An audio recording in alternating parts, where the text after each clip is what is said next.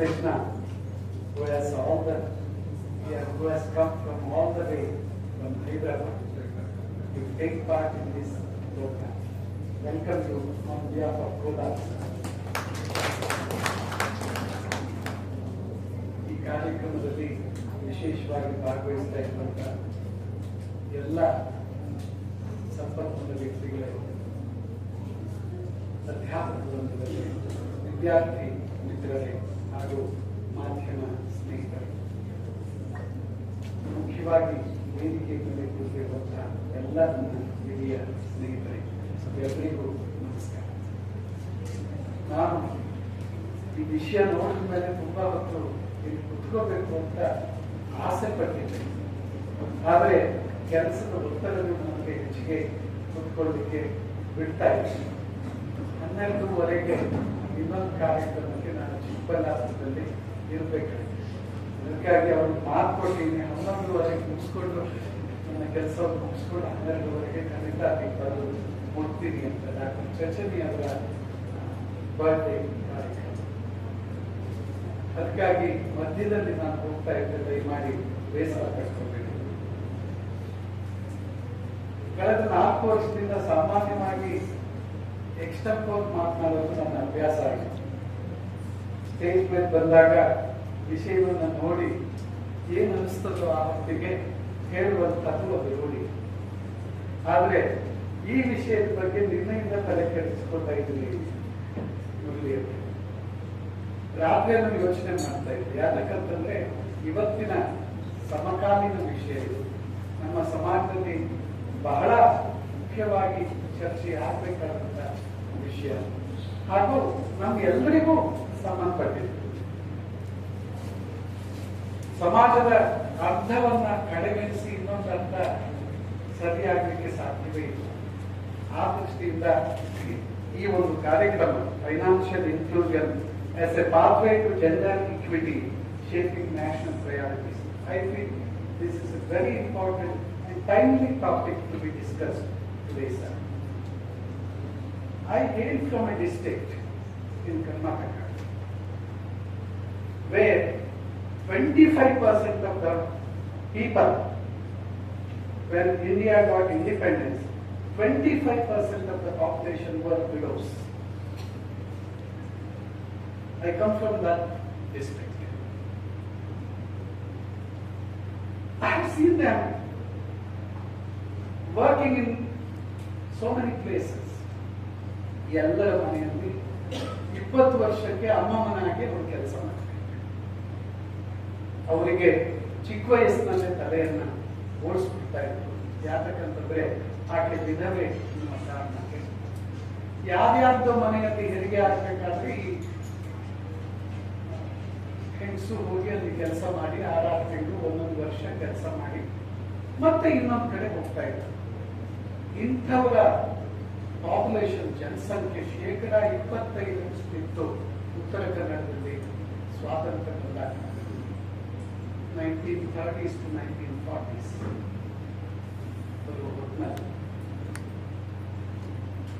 ಅವರಿಗೆ ಕೊಡ್ತಾ ಇದ್ದಂಥದ್ದು ಏನು ತುಂಬಾ ಕಡಿಮೆ. ಅದು ಸಂಬಳ ಅಂತಾನು ನಾವು ಕಳೀಲಿಕ್ಕೆ ಸಾಧ್ಯ ಇರ್ತಿರ್ಲಿಲ್ಲ. ಎಲ್ಲೋ 6 ತಿಂಗಳು ಬಾಣಂತಿ ಸೇವೆ ಮಾಡಿದ್ರೆ ಅವರಿಗೆ ಸಿಗ್ತಾ ಇದ್ದಿದ್ದು ಒಂದು ಹರಕು ಸೀರೆ, ಎಲ್ಲೋ 400 ರೂಪಾಯಿ, 2 ಹೊತ್ತು ಊಟ. I remember this when we think of financial inclusion as gender and gender equity. Even now, ಮೊನ್ನೆ ಎಲ್ಲೋ ನಾನು ಒಂದು ವಾಟ್ಸ್ಆಪ್ ನಲ್ಲಿ ಒಂದು ಕಾರ್ಯಕ್ರಮವನ್ನು ನೋಡ್ತಾ ಇದ್ದೆ. ಮದುವೆಗೆ ಹೆಣ್ಣು ನೋಡ್ಲಿಕ್ಕೆ ಹೋಗ್ತಾರೆ.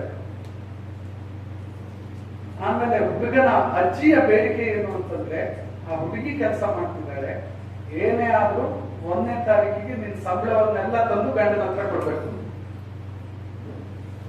ಅದನ್ನು ಒಪ್ಕೊಂಡ್ರೆ ಮದುವೆ, ಇಲ್ಲ ಅಂದ್ರೆ ಇಲ್ಲ. We have seen in society people celebrating 25 years of their married life, 50 years of their married life.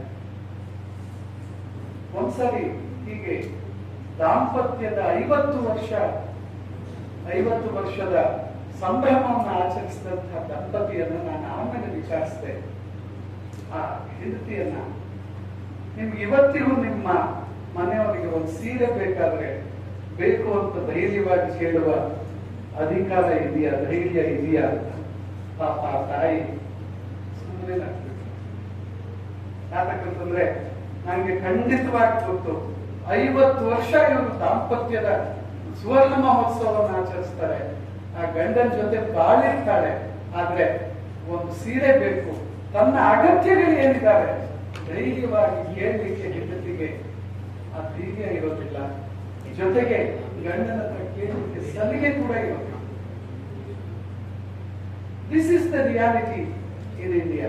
That's why this topic arises, financial inclusion as a pathway to gender equity. Yes, the time is changing.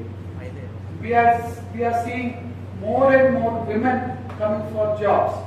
When we called for guest faculty this time, we had more number of women than men for interviews. And even in the high schools, more number of teachers are girls. Even Indian women's cricket match cricket team won the world. ಎಷ್ಟು ವ್ಯತ್ಯಾಸ ನೋಡಿ. ಇದೇ ಗಂಡಸರ cricket team world cup ಗೆದ್ದಾಗ ಎಷ್ಟು ಸಂಭ್ರಮ ಆಗಿತ್ತು ದೇಶದಲ್ಲಿ. ಹೆಂಗಸರು ಗೆದ್ರೆ ಯಾರು ಏನು ಅದ್ರ ಬಗ್ಗೆ ಮಾತಾಡೋದೇ ಇಲ್ಲ, ಕುಹಕವನ್ನು ಮಾಡ್ತಾರೆ ಬೇಕಾದ್ರೆ. ಇಂಥ ದ್ವಂದ್ವವನ್ನು ನಾವು ಇವತ್ತಿಗೂ ಕಾಣ್ತಾ ಇದ್ದೇವೆ.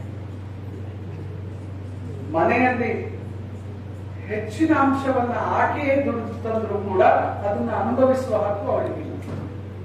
ತಂದು ಗಂಡನ ಕೈಗೆ ಕೊಡ್ಬೇಕಾಗ್ತದೆ. ಅನ್ಫಾರ್ಚುನೇಟ್ಲಿ ನಾನು ಇತ್ತೀಚೆಗೆ ನೋಡ್ತಾ ಇದ್ದೀನಿ, ಹೆಚ್ಚಿನ ಗಂಡಸರು ನಾಲಾಯಕ ಆಗ್ತಾರೆ.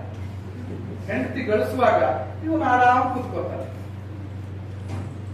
ಕೆಲವು ಜಿಲ್ಲೆಗಳಲ್ಲಿ ನಾನಿದ್ದು ಕಣ್ಣಾರೆ ಕಂಡಿದ್ದೀನಿ. ಹೋಗಿ ಅಲ್ಲಿ ಕೂತ್ಕೋತಾನೆ ಸೋಮಾರಿ ಕಟ್ಟೆ ಮೇಲೆ, ಅದೆಂತದೋ ಇಸ್ಪೀಟ್ ಆಡ್ತಾ ಇದೆಂತದೋ ಆಡ್ತಾ.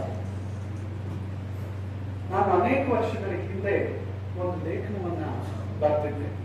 ಇದು ಮೈಸೂರಿಗೆ ಹತ್ತಿರದ ರಮ್ಮನಹಳ್ಳಿ ಅಂತ. This is the case you go and see even now in Rammanahalli near Mysore.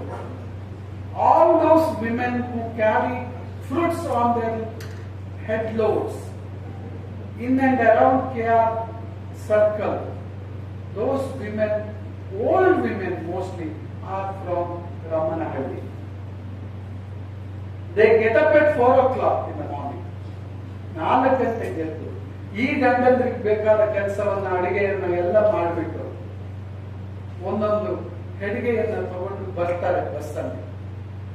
ಮೈಸೂರಿನ ಸಂತೆಗೆ ಬಂದು ತಮಗೆ ಬೇಕಾದಂತಹ ಹಣ್ಣನ್ನ, ಅದು ಯಾರತ್ರ ಸಾಲ ಪಡೆದು KR ಸರ್ಕಲ್ ಅಲ್ಲಿ ತಲೆ ಮೇಲೆ ಹೊಚ್ಕೊಂಡು ಮಾರಾಟ ಮಾಡಿ ವಾಪಸ್ ಹೋಗುವಾಗ ಆ ಸಾಲವನ್ನ ತೀರಿಸಿ ಉಳಿಕೆ ಹಣ್ಣು ಪಣ್ಣುಗಳನ್ನು ತಗೊಂಡು ಆ ಬುಟ್ಟಿಯನ್ನು ತಗೊಂಡು ವಾಪಸ್ ರಾತ್ರಿ 10 ಗಂಟೆಗೆ ಹೋಗ್ತಾರೆ. ಇವತ್ತಿಗೂ ಇದು ಪ್ರತಿ ದಿವಸ ರಮ್ಮನಹಳ್ಳಿಯಲ್ಲಿ ನಡೀತಾ ಇರುವಂತಹದ್ದು ನೋಡಿ ನೀವು ಹೋಗಿಬೇಕಾದ್ರೆ, ಅಥವಾ ಸಂಜೆ ಎಷ್ಟೊತ್ತಿಗೆ ಆ ಹಣ್ಣೆಲ್ಲ ಮುಗಿತದೋ ಅದನ್ನು ಮುಗಿಸ್ಕೊಂಡು ಆಕೆ ಮನೆಗೆ ವಾಪಸ್ ಬರ್ತಾಳೆ. ಬಂದ್ರೆ ಗಂಡ ಕಾಯ್ತಾ ಇರ್ತಾನೆ. ಅವಳು ಬಂದು ಕೂಡ್ಲೆ ಅವಳ ದುಡ್ಡನ್ನ ಎಳ್ಕೊಂಡು ಹೋಗಿ ಇಸ್ಪೀಟ್ ಆಗ್ಲಿಕ್ಕೆ. ಇಂಥ ಪರಿಸ್ಥಿತಿಯನ್ನ ಈ ದೇಶದ ಬಹುಸಂಖ್ಯಾತ ಹಳ್ಳಿಗಳಲ್ಲಿ ನಾವು ನೋಡ್ತಾ ಇದ್ದೇವೆ. It's very unfortunate when girls, ladies are earning their livelihoods, men are becoming irresponsible. Something must be done for this. So we have to think of financial inclusion as a pathway to gender equity. ಒಂದು ಸಮಾಜದಲ್ಲಿ ಹೆಂಗಸರು ಎಷ್ಟು ಗಳಿಸ್ತಾರೆ, ಹೆಂಗಸರು ಗಳಿಸಿದ ತಕ್ಷಣ ಗಂಡಸರು ಓಡೋಗೋದಲ್ಲ, ಅವರು ಇವರಿಗೆ ಸಮಾನವಾಗಿ ನಿಲ್ಲಬೇಕಾದಂತ ಅಗತ್ಯ ಇದೆ. ಹಾಗೆ ಎರಡೂ ಎತ್ತುಗಳು ಸಮಾನವಾಗಿದ್ದಾಗ ಮಾತ್ರ ಬಡ್ಡಿ ಸರಿಯಾಗಿ ಮುಂದೆ ಹೋಗ್ತದೆ. ಆ ರೀತಿಯಲ್ಲಿ ಇವತ್ತಿನ ಈ ದೇಶವನ್ನ ಕಾಡ್ತಾ ಇರುವಂತಹ ಜ್ವಲಂತ ಸಮಸ್ಯೆಗಳ ಬಗ್ಗೆ ಚರ್ಚೆಗಳಾಗಲಿ ಅಂತ ನಾನು ಈ ಸಂದರ್ಭದಲ್ಲಿ ಹಾರೈಸ್ತಾ, ನಮ್ಮಲ್ಲಿ PM ಉಷಾ ಯೋಜನೆ ನಮ್ಮ ವಿಶ್ವವಿದ್ಯಾಲಯಕ್ಕೆ ಸ್ಯಾಂಕ್ಷನ್ ಆಗಿದ್ದ ಒಂದು ರೋಚಕ ಕಥೆ. ನಿಜವಾಗಿ ಅಂತಂದ್ರೆ ವಿಶ್ವವಿದ್ಯಾಲಯಕ್ಕೆ ಅಂತ ಸ್ಯಾಂಕ್ಷನ್ ಆಗಿದ್ದಲ್ಲ. I should thank our honourable minister for this, for giving the 10 crore to Bangalore north university instead of the whole Kolar. ಇಲ್ಲಿ ಕೊಡ್ತೇನೆ, ನೀವು ಮಾಡಿ ಒಂದು ಮಹಿಳಾ ವಿಶ್ವವಿದ್ಯಾಲಯವನ್ನು ಇದು ಹಾಸ್ಟೆಲ್ ಅನ್ನು ನಾವು ಸ್ಥಾಪನೆ ಮಾಡ್ತಾ ಇದ್ದೇವೆ. 9 ಕೋಟಿ ರೂಪಾಯಿ ವೆಚ್ಚದಲ್ಲಿ, 1 ಕೋಟಿ ರೂಪಾಯಿ ವೆಚ್ಚದಲ್ಲಿ PM ಉಷಾ ಯೋಜನೆಯಲ್ಲಿ ಈ ತರದ ಆಕ್ಟಿವಿಟೀಸ್ ನ ಬೇರೆ ಬೇರೆ ಕಾಲೇಜುಗಳಲ್ಲಿ ಮಾಡಲಿಕ್ಕೆ ಆ ಯೋಜನೆ ನಮಗೆ ಅವಕಾಶವನ್ನು ಮಾಡಿಕೊಟ್ಟಿದೆ. ಆ ಯೋಜನೆಯ ಫಲವಾಗಿ ಮೊದಲ ಬಾರಿಗೆ ಕಾಮರ್ಸ್ನವರು, ಎಕನಾಮಿಕ್ಸ್ನವರು ಮುಂದೆ ಬಂದು ಈ ಒಂದು ರಾಷ್ಟ್ರೀಯ ವಿಚಾರ ಸಂಕಿರಣವನ್ನ ನಡೆಸ್ತಾ ಇದ್ದಾರೆ. ಅವರಿಗೂ ನಾನು ಅಭಿನಂದನೆಯನ್ನ ಹೇಳ್ತೀನಿ. ಬೇರೆ ವಿಭಾಗಗಳವರು ಸಹಿತ ಈಗ ಈ ತರದ ಕಾರ್ಯಕ್ರಮವನ್ನು ತಯಾರಿ ಮಾಡ್ತಿದ್ದಾರೆ. ಇನ್ನು ಕೆಲವೇ ದಿವಸಗಳಲ್ಲಿ ಅನೇಕ ವಿಭಾಗಗಳಲ್ಲಿ ರಾಷ್ಟ್ರೀಯ ವಿಚಾರ ಸಂಕಿರಣವನ್ನು ನಾವು ಹಮ್ಮಿಕೊಳ್ಳಲಿಕ್ಕಿದ್ದೇವೆ. ಹಾಗೂ ಬೇರೆ ಬೇರೆ ಕಾಲೇಜುಗಳಲ್ಲಿ ವ್ಯಕ್ತಿತ್ವ ವಿಕಸನ ತರಬೇತಿಗಳನ್ನು ಕೂಡ ನಾವು ಹಮ್ಮಿಕೊಳ್ಳಲಿಕ್ಕಿದ್ದೇವೆ. PM ಉಷಾ ಯೋಜನೆ ಬಹಳ ದೂರದೃಷ್ಟಿ ಉಳ್ಳಂತಹ ಯೋಜನೆ. ಅದು ಅತ್ಯಂತ ಸಹಕಾರಿಯಾಗಿ ನಮ್ಮ ವಿದ್ಯಾರ್ಥಿಗಳ ಬಾಳಿಗೆ ಬೆಳಕಾಗಲಿ ಅಂತ ನಾನು ಹಾರೈಸಿ ನನ್ನ ಮಾತನ್ನು ಮುಗಿಸ್ತೀನಿ. ನಾನು ಹೊರಡ್ತಾ ಇದ್ದೀನಿ, ದಯಮಾಡಿ ಬೇಸರಿಸಬೇಕು.